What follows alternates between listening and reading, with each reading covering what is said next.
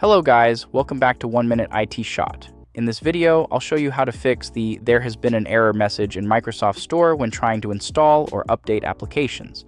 So without further ado, let's get started. First, open the Start menu and search for Services. Open the Services application. Now scroll down until you find Microsoft Store Install Service. Double-click on it. Make sure the startup type is set to Automatic. Next, click Stop and wait a few seconds. Then click Apply and OK. After that, open the service again and click Start to restart it. Click Apply and OK once more. Now close the Services window. Next, open the Start menu and search for Settings. Go to Apps and then Installed Apps. Scroll down and select System Components.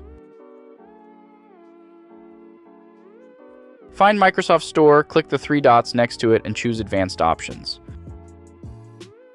Scroll down to the Reset section. First, click Repair and wait for the process to finish. Once it's completed, click Reset and confirm. After that, close the Settings window. Now press Windows plus R on your keyboard to open the Run dialog.